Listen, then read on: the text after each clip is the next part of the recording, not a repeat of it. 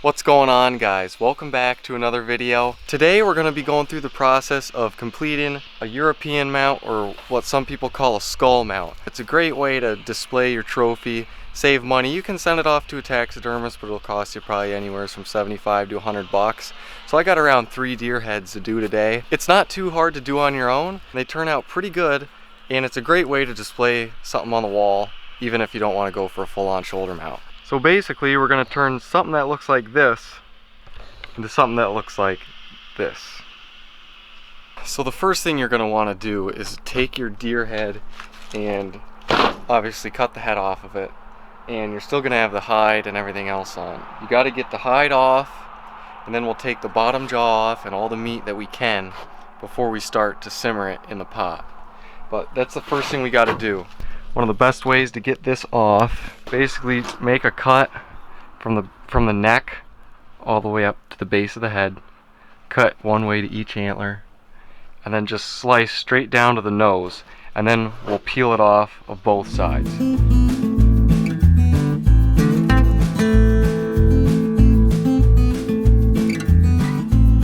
So as you guys can see, I took this head and I split it up the back all the way to the nose, and then it's not very difficult. You just start following it around the side of the head, pull it off beneath the antler pedicle, and get down to about your eye. Once you get down to your eye, I like going to the front and just taking it right off of the lips, and you get to your eye and you just follow the bone right down, and you'll see it's super easy. You just follow the skin. It'll all just keep peeling right off.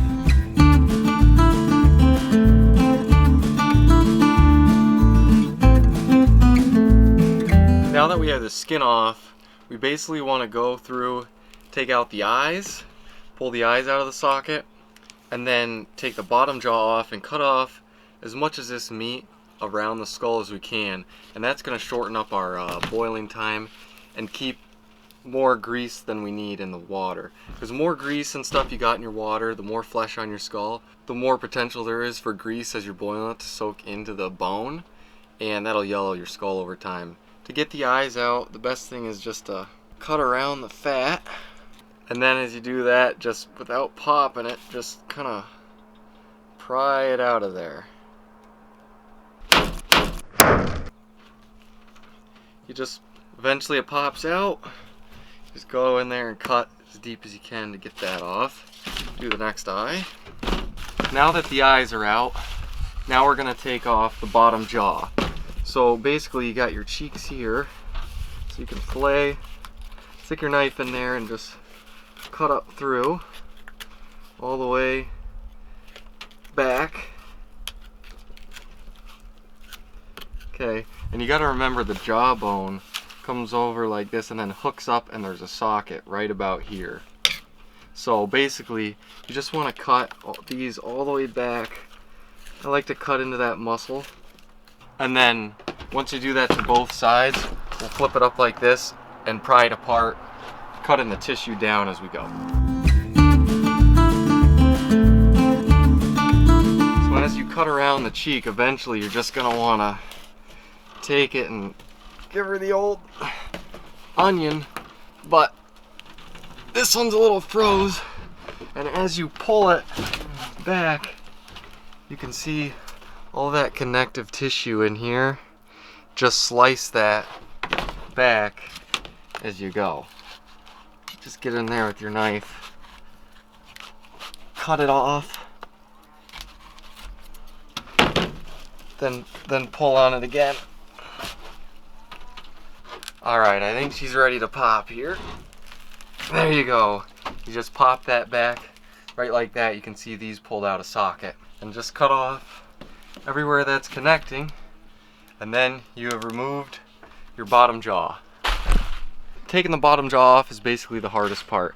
After that, you just want to go around the skull and pull off any meat that's pretty easy to cut off, because like I said before, that's just going to save you boiling time.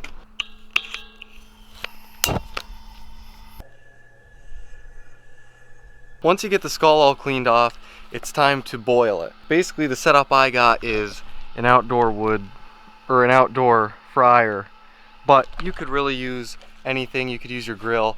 If your wife doesn't kill you, you could use the stove in the house.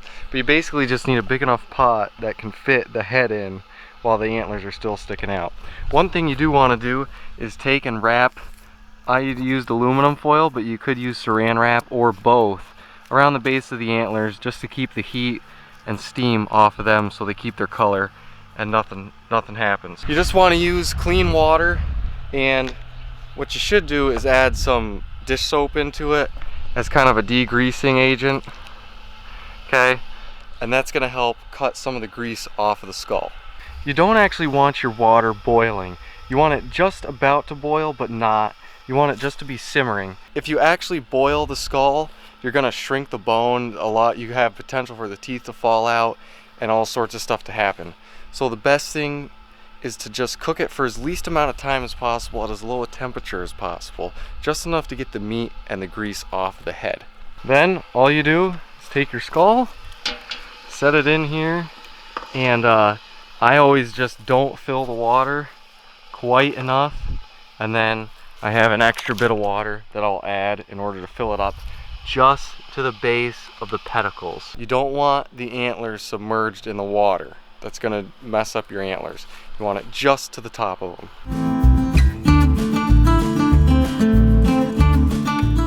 So I just pulled this one off. It's been in the water about for 2 hours. You can see that stuff's starting to kind of pull off already, and you'll be able to tell kind of when stuff starts loosening up and you're able to pull it off. You want to take it out and just start pulling off all of this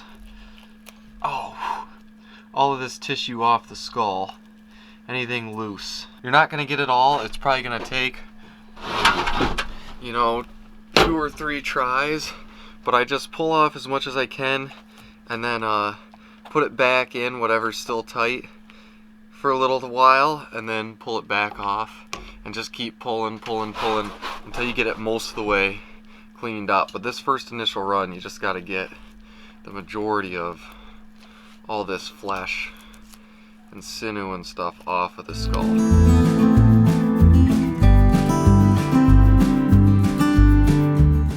Alright, so there's my first try getting the meat off.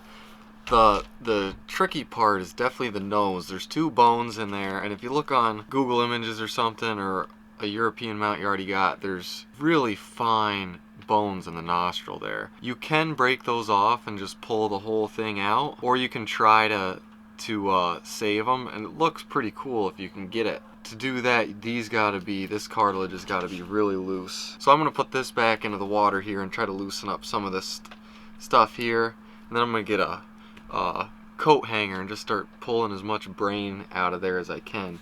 I took a screwdriver and reached in there and just started loosening stuff up and got some of it out, but this is kind of just a meticulous process where you just kind of go through, pull off all the meat you can. The front of it's pretty dang easy, but there's a lot of holes and stuff here in the sinuses that's a tricky part. Okay, so here's the skull after the first initial boil, and I peeled everything off, and it's actually a day or 2 later. I didn't have enough time to finish up all the skulls I had that night, but I just dunked it in simmering water again for like 5-10 minutes just to heat things back up, and now I'm going through with some forceps that I use for fly fishing, and these work pretty good at getting into the nose and pulling out some of this cartilage and stuff in here, stuff like that. That's what you want to get out. I'm just going to go through and do basically one final cleanup. You want to put in a fresh pot of water, dump the old stuff out, put in fresh clean water for each skull, and along with some dish detergent or dish soap to kind of cut some of the grease off of these. You want to get as much grease off of the bone as you can. So I'm going to do one more real good clean of this thing. It's a good idea if you got a hose to spray it down with the hose and get as much of this stuff as I can, and then do another 10-minute quick rinse off, and it should be done.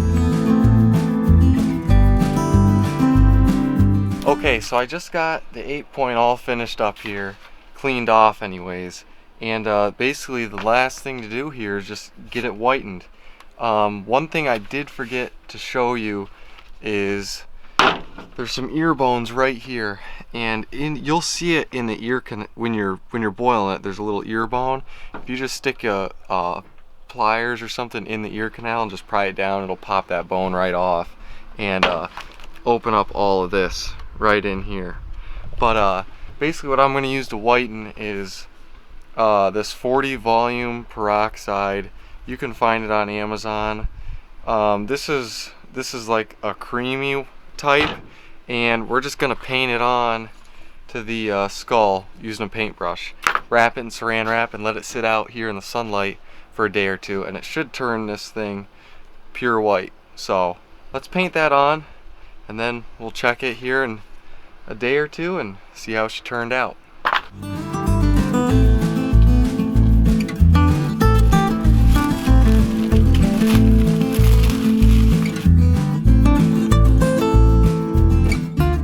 Okay, so here it is after about 48 hours with the peroxide on. You can go a little longer, anywhere from maybe 2 to 7 days.